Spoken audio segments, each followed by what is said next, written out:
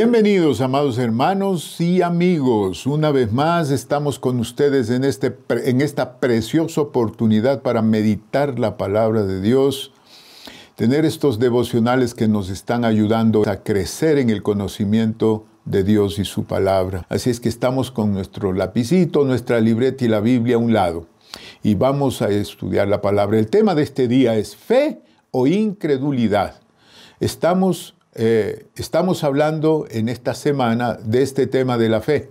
Dios nos guía a eso porque es importantísimo que en esta semana, y no en esta semana, sino en esta cuarentena y durante todo este año y los años que vienen, que tengamos nosotros una visión espiritual 2020. Y para ello es la fe importantísimo entender y vivir la fe. Como digo, la vivimos cuando conocemos realmente a Dios y conocemos la realidad de su palabra y su fidelidad para con la iglesia. Entonces el propósito del tema de este día, fe o incredulidad, es acercarnos a Dios con una mentalidad adecuada. Esta es la parte importante, con la actitud adecuada para recibir de Él. Tú y yo hemos oído hasta la saciedad que la fe mueve montañas. La fe mueve montañas, amados hermanos. Así es que es importante acercarnos a Dios con la actitud adecuada para recibir de Él.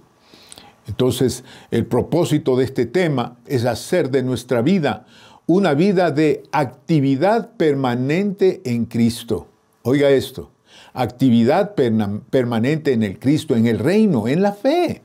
Eso es aprendido. Tú y yo tenemos tantas cosas que hacer, pero no podemos nosotros alejarnos de Dios, alejarnos de su palabra. Tenemos que aprender a vivir a Dios. Así es que pongamos atención, ¿verdad? Todos, como digo yo, todos necesitamos de Dios, de una u otra manera. Todos. Pasamos situaciones, nos rodean situaciones tan imprevistas, tan inesperadas. Y en este tiempo enfermedades. Y con la amenaza del COVID-19, temores. Necesidades económicas, se han cerrado cualquier cantidad de empresas, negocios, etcétera, etcétera. Muchos han perdido su trabajo. Y entonces las necesidades económicas son grandes, las necesidades financieras. Mucha gente no puede mantener su negocio abierto precisamente por esta situación. ¿No es cierto? Entonces esas son inconvenientes tremendas. Y no solo eso, en este tiempo también han habido problemas entre familias, familiares, ¿verdad? Entre familiares. Y yo me voy más allá. Han habido problemas dentro del hogar también. Es decir, no solamente a nivel familia en general, sino dentro del hogar. Es tremendo. ¿Por qué? Porque no estábamos acostumbrados a vivir, a tener una relación tan cercana. Quizá la relación más cercana a esto es el noviazgo, pero no, ya vivir en una misma casa con los hijos y todo, esa es una experiencia tremenda por las ocupaciones que diariamente tenemos en nuestra vida. Tenemos que enfrentar accidentes. Y que es un accidente algo improvisto, ¿verdad? Porque uno no sale a chocar el carro, pero a lo mejor lo chocan o a lo mejor le atropella una bicicleta. Esos son accidentes. Y hablando de los hogares, hay cualquier cantidad de personas, de hijos que están viviendo en desorden. Y eso es tremendísimo, amados hermanos. A mí me han llamado, a mí me han escrito hasta de lejos, ¿verdad? De otros países diciéndome, mis hijos están portándose de una manera increíble, ya no se les aguanta en la casa, ¿verdad? Porque están haciendo lo que les da la gana, especialmente cuando los hijos dejaron de ser niños y adolescentes y ya están en esa edad en las que ya están grandes y ya deciden y quieren decidir por ellos mismos. Entonces, con todo este preámbulo, yo quiero hablar de 2 episodios en la vida y el ministerio del Señor Jesús, que debemos leerlas y ponerlas muchísima atención, amados hermanos. Estas 2 situaciones hablan precisamente de las actitudes o de la actitud con las que nos acercamos a Dios o con lo que la gente se acerca a Dios. Y definitivamente determinan los frutos de ese acercamiento. No es tan sencillo lo que yo estoy hablando, pero es imperativo que nosotros aprendamos, ¿verdad? Y en este día, como digo, yo quiero hablar de dos situaciones dentro del ministerio del Señor, dos episodios de los que aprendemos muchísimo. En primer lugar, vamos a hablar de un conocimiento superficial, la actitud de un conocimiento superficial. Y para esto, mis amados hermanos, yo quisiera que me acompañen y leamos en la Biblia, en Mateo capítulo 13, versículos 53 al 58, dice la palabra: aconteció que cuando terminó Jesús estas parábolas, se fue de allí. Este es el ministerio del Señor. Y dice, y venido a su tierra, era tiempo, es decir, estaba regresando a Nazaret, les enseñaba en la sinagoga de ellos. Tomen en cuenta que ya creció, ya tiene más de 30 años, ya está en un ministerio, etcétera, etcétera, y después de estar días fuera de casa, regresa a su ciudad natal. De tal manera, dice, que se maravillaban y decían, ¿de dónde tiene esta sabiduría y estos milagros? Es decir, antes conocían al Señor Jesús, pero no lo conocían en el aspecto ministerial, ¿verdad? Entonces se preguntaban, ¿cómo es posible un cambio tan radical en él? Definitivamente, desde muy joven era muy especial Jesús, ¿verdad? Eso dice la palabra. Y entonces dice la gente que le estaba rodeando y mirándolo en la sinagoga, dice, ¿no es este el hijo del carpintero? Así es como lo conocían. ¿No se llama su madre María y sus hermanos Jacobo, José, Simón y Judas? Versículo 56. ¿No están todas sus hermanas con nosotros? ¿De dónde pues tiene todas estas cosas?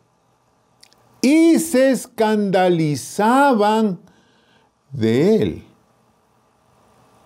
Pero Jesús les dijo, no hay profeta sin honra, sino en su propia tierra y en su casa. ¡Wow! ¡Qué verdad más tremenda es esta, ¿no es cierto? Porque parece que todo lo que enseñan afuera de la casa, afuera del círculo, parece que eso es más importante. Porque lo que puede enseñar uno dentro de la casa, del hogar, no hay profeta, es decir, no le creen mucho.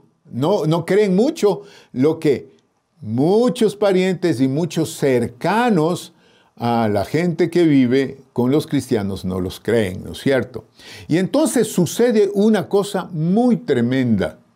En el versículo 58 dice, y no hizo allí muchos milagros a causa de la incredulidad de ellos.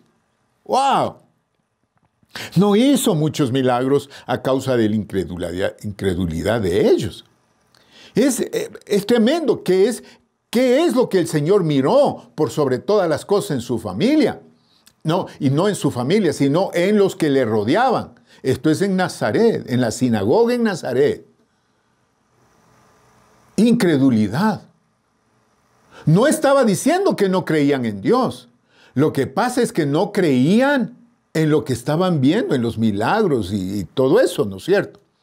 Y en Marcos lo pone en el Evangelio según San Marcos, los versículos 5 y 6 que acabamos de leer en Mateo, dice esto, y no pudo hacer allí ningún milagro, dice el versículo 5 de Marcos 6, salvo que sanó a unos pocos enfermos poniendo sobre ellos las manos, sino que sanó unos pocos enfermos sobre ellos en las manos. Versículo 6, y estaba asombrado de la incredulidad de ellos. Y bendito sea el nombre del Señor, que ahí no se desanimó el Señor. No se desanimó ni dijo, no, no, no, esto de estar en el reino de Dios no está conmigo. Sino que dice que salió de su casa y empezó a recorrer toda la zona, todas las aldeas de alrededor, dice, y empezó a enseñar. O sea, este pasaje para mí es muy triste y es muy real. Porque hay cualquier cantidad de gente que dentro de las iglesias y cuando hablan del Señor Jesús, tienen una actitud tan renuente a hacer las cosas de Dios. Tienen una actitud tan renuente a acercarse a un templo. Tienen una actitud renuente a servir dentro del templo y fuera de él, ¿no es cierto? ¿Por qué es esto? Por la actitud de un conocimiento superficial. Es decir, no hay un conocimiento profundo. Por eso es que es bien importante devocionales como este, estudios bíblicos, ser parte de una célula, ser parte de una iglesia. Y la segunda actitud que yo quiero hablar es la actitud de un conocimiento profundo. Ya no es superficial, pero ahora es profundo, es real. Y para esto quiero llevarles en el mismo Evangelio según San Mateo al capítulo 8. Quiero que leamos 3 versículos muy lindos. Mateo 8, 14 al 17 dice: Vino Jesús a casa de Pedro y vio a la suegra de éste postrada en cama. Estaba enferma, con fiebre. 15. Y tocó su mano y la fiebre la dejó. Y ella se levantó y le servía. Y cuando llegó la noche, oigan esto, trajeron a él muchos endemoniados y con la palabra echó fuera a los demonios. Y sanó a todos los enfermos. Sanó a todos los enfermos, para que se cumpliese lo dicho por el profeta Isaías cuando dijo: Él mismo tomó nuestras enfermedades y llevó nuestras dolencias. ¿De qué estoy hablando? ¿De qué estoy hablando en este momento? Que la gente, fíjense, muy diferente a Nazaret, ahora en una aldea, en las aldeas, porque donde estaba recorriendo el Señor Jesús, ahí vio a la gente, recibió a la gente que venía a él con la fe para recibir. Y la fe para recibir tiene una base y es un conocimiento profundo, un conocimiento real, no superficial. Eso es de gente que se ha interesado realmente saber los alcances de la fe. Y es importante porque el Señor Jesús mismo nos enseña acerca de la fe, acerca de los alcances de la fe. Y hay 3 puntos acerca de este particular, acerca de los alcances de la fe. Y yo quiero que estudiemos un poquito de esto, porque estamos estudiando la fe y necesitamos estudiar la fe precisamente para tener la actitud adecuada al acercarnos en nuestras necesidades, al acercarnos en nuestras enfermedades, cualquiera que sea la situación que estemos viviendo con la familia, con los hijos, con la pareja, etcétera, etcétera. Entonces, 3 cosas bien importantes. En primer lugar, la fe produce resultados asombrosos. ¿Por qué? Porque son parte del reino de Dios. Y aquí veamos en Marcos, en el capítulo 11, versículo 22 y 23, dice la palabra: Respondiendo, Jesús les dijo: Tened fe en Dios. Esta es la porción cuando el Señor Jesucristo regresaba a Jerusalén después de haber entrado de la entrada triunfal, y regresa a Jerusalén y se encuentra con una higuera, tenía hambre, buscó un higo y no encontró. Y le habló a la higuera y le dijo: nunca más nadie coma de ti fruto. Y siguió su camino a Jerusalén.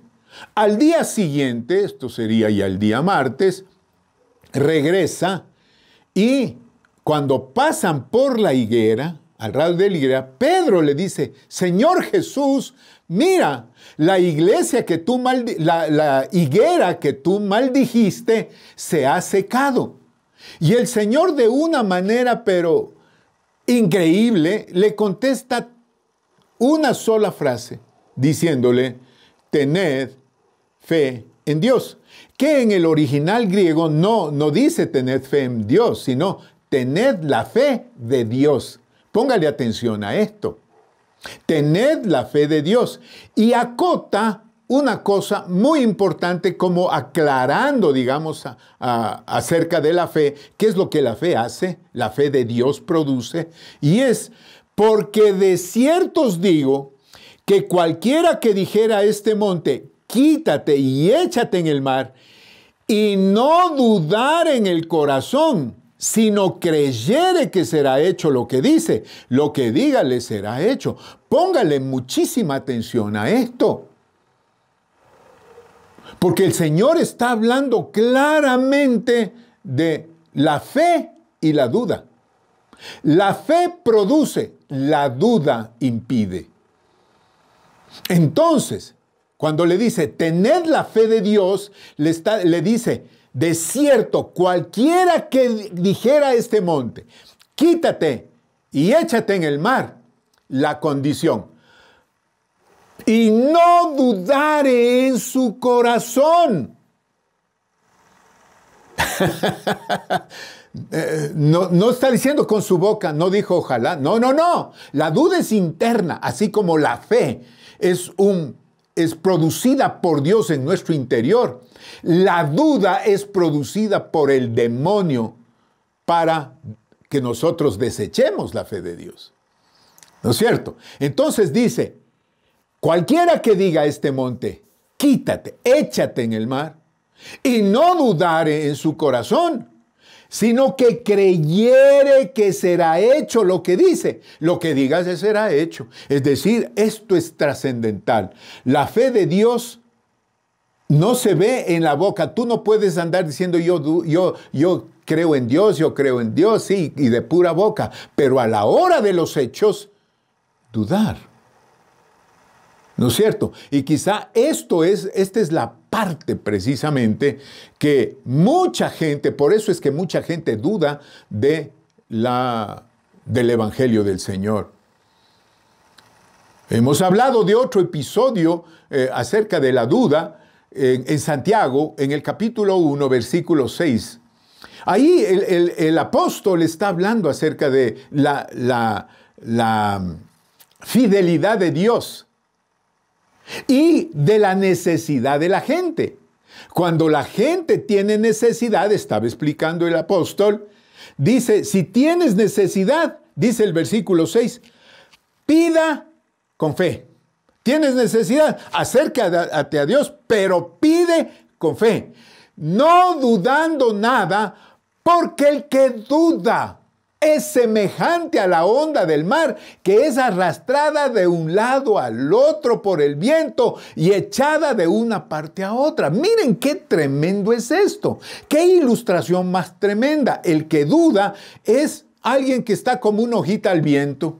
Es una onda que se mueve por el viento y es echado de un lado al otro. Y el versículo 7 dice, no piense pues quien tal haga, o sea, quien dude, que recibirá una cosa alguna del Señor. El hombre de doble ánimo es inconstante en todos sus caminos. Este versículo es trascendente, este versículo es importante. Aquí está la clave de todo, hermanos. Pareciera que no, pero sí.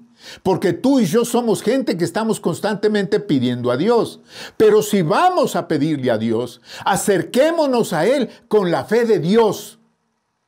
No con esa fe mental, me voy a acercar al Señor para ver si me oye.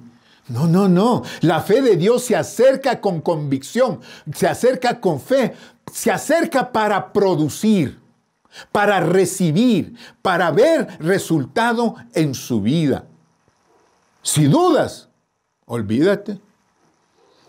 Por eso es que el apóstol dice, no dudando nada, porque el que duda es semejante a la onda del mar que es arrastrada por el viento de un lado al otro.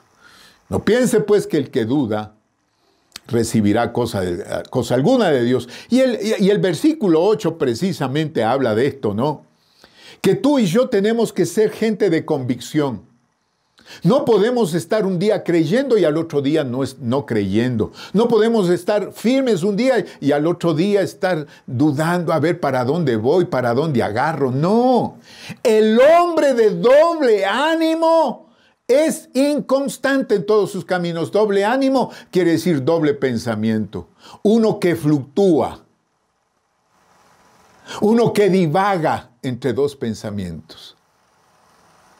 ¿Verdad? Entonces, el primer punto acerca de la fe que enseña el Señor y la palabra es que la fe produce. La fe de Dios produce. En segundo lugar, la fe está íntimamente ligada a la oración. Esto es importantísimo. La fe sin oración parece que no está pareja. La fe está íntimamente ligada a la oración. Por eso ese versículo, hermanos amados, tan lindo de Marcos 11:24 dice, por tanto os digo que todo lo que pediréis orando, creed que lo recibiréis y os vendrá. Esto es importante. Y aquí hay que entender una cosa acerca de la oración. ¿Qué es la oración? Es acercarse a Dios. Es hacerle una llamada urgente a Dios. Es tener una plática constante en WhatsApp, si ustedes quieren. La oración es tener una reunión Zoom con Dios. Me estoy poniendo en este lenguaje para que podamos entenderlo. Porque cuando tú y yo, nos arrodillamos delante de Dios, quiere decir que estamos en su presencia. Por eso es que en segundo de Crónicas 7:14, el Señor dice, si se humillare mi pueblo, sobre el cual mi nombre es invocado, y oraren y buscaren mi rostro. Yo me quedo aquí un ratico. El Señor dice, y oraren. Quiere decir, te arrodillas y te conectas con Dios. Pero eso no es suficiente. Al arrodillarte y conectarte con Dios, tienes que buscar el rostro. ¿Qué significa? Buscar oírle. Es decir, vas a tener tu mirada en su boca, que te habla, que te dice. Vas a buscarle, vas a buscar su rostro para mirar cómo Él te pone atención a todo lo que tú estás haciendo. Si te das cuenta, no es solamente de arrodillarse y aquí estoy arrodillado, estoy delante de Dios. Dios está en todo lugar, hermano. Dios, si te arrodillas, Dios está ahí. Pero eso no significa que tienes comunión con Él. Entonces tú y yo tenemos arrodillados que pensar, decir, ahorita estoy delante del Señor, ahorita ya no puedo atender a nadie más. No puedo atender a nada más, yo no puedo atender mis pensamientos, ni mi corazón, ni llamadas, ni nada. Ahorita estoy exclusivamente con Dios. Y ahorita yo estoy esperando, yo estoy buscando que Él me diga qué es lo que tengo que hacer. Que me diga qué es lo que tengo, por dónde me dirijo. Porque dice el Señor que Él nos enseña provechosamente por el camino que vamos a seguir. Él nos determina, Él nos dice.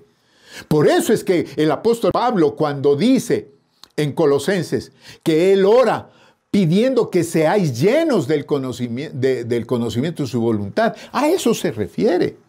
Conocer la voluntad de Dios es producto de estar en comunión y contacto con Dios. Entonces, la fe está íntimamente ligada a la oración.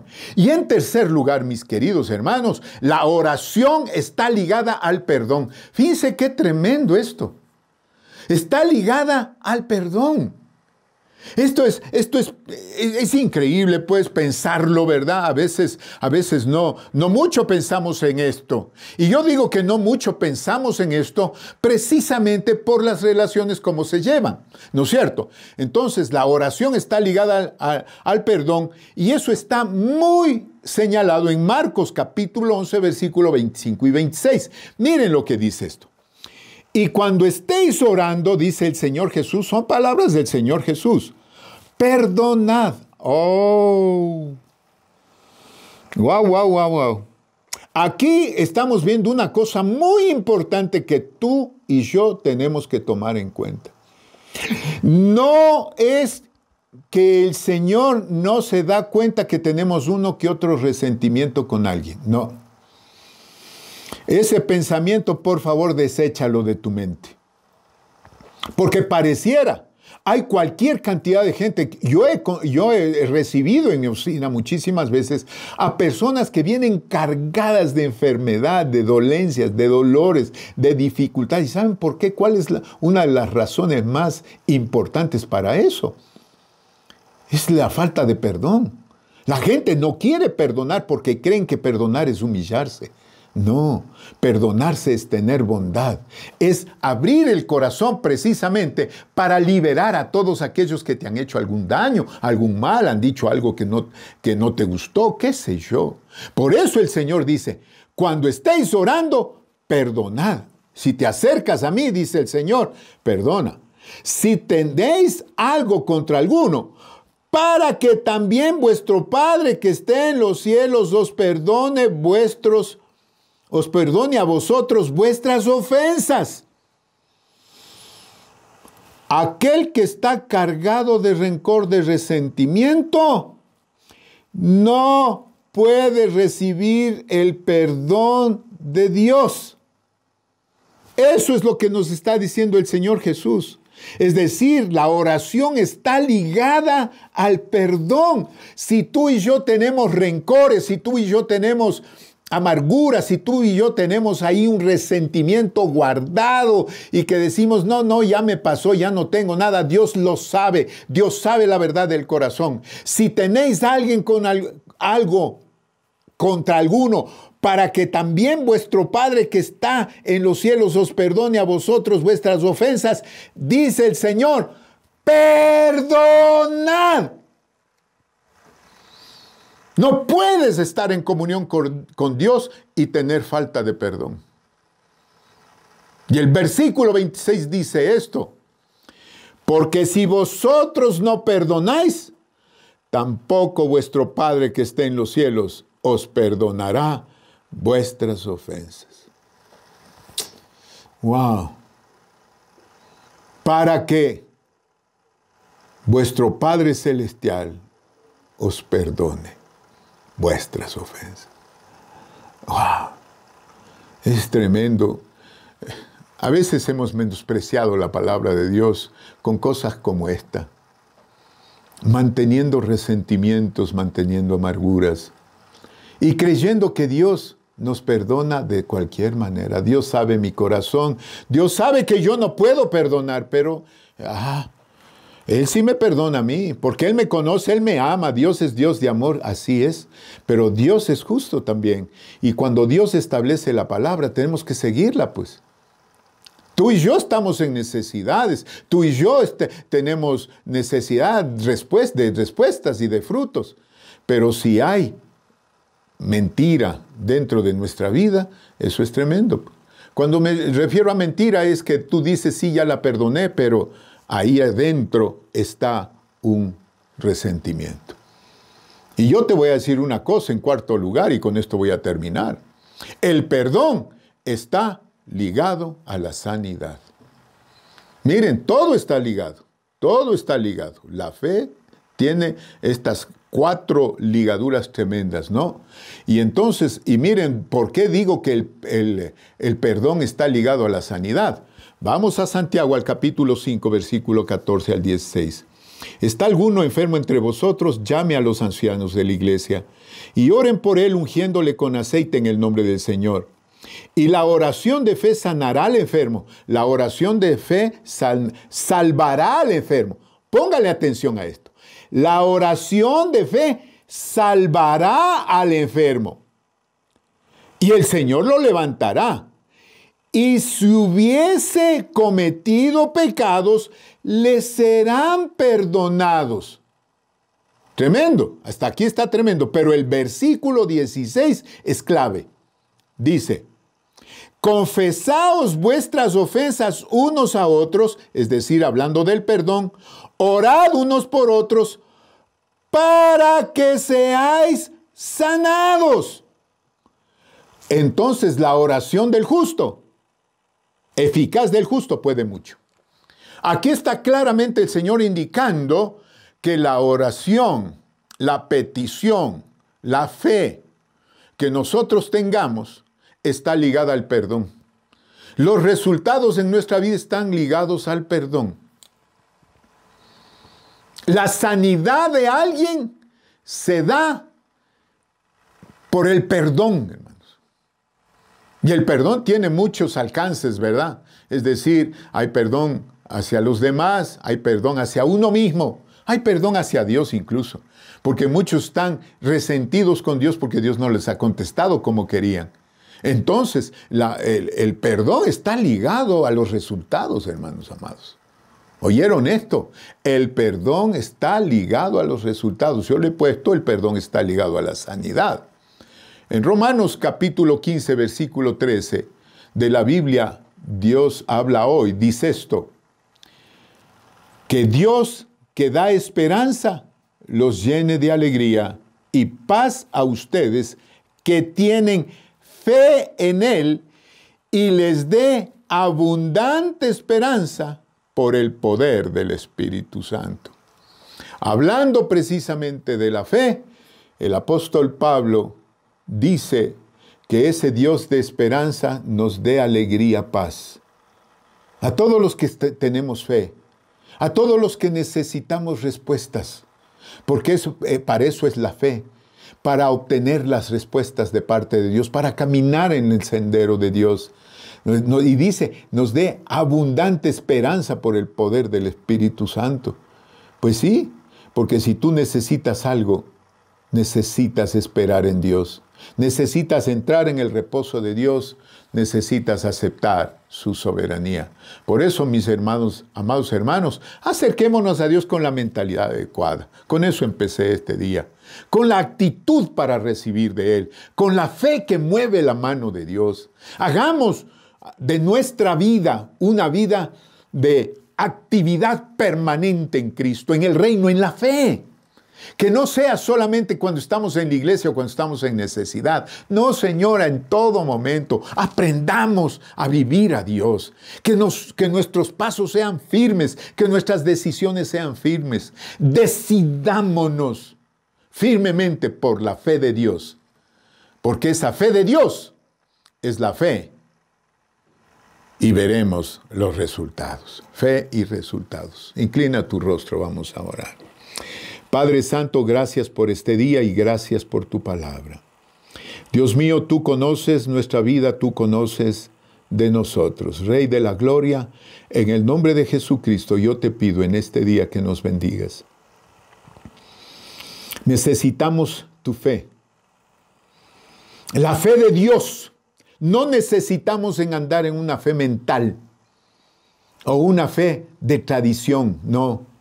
O una fe de experiencia, no. Es la fe tuya, Señor, la fe diaria, la fe para todas las cosas. Aquí está nuestra vida, enséñanos a caminar en ella. Espíritu Santo, guíanos a caminar en ello. Que tu palabra, esa palabra que hemos oído hoy, sea guardada dentro de nuestro corazón. Esa palabra sea metida dentro de nuestro corazón. Y que dejemos a partir de este momento de dormitar en una experiencia religiosa sin trascendencia y empecemos a caminar despiertos en la fe de Dios, despiertos en esa fe que produce resultados. Gracias, Señor, por nuestra petición de este día. Yo te ruego, en el nombre de Jesucristo, Señor, bendícenos, atráenos a todos los que están clamando sin conocerte por esa fe. Concédesele, Señor, concédeselo, Señor. Te lo ruego, en el nombre de Jesucristo, tu Hijo. Amén y amén. Que Dios me los bendiga abundantemente, mis amados hermanos, y nos vemos el domingo. Domingo a las 10 de la mañana estaremos aquí. Y mantente conectado a todas las cosas que hacemos dentro de la iglesia. Bendiciones. Recuerda, la iglesia somos tú y yo.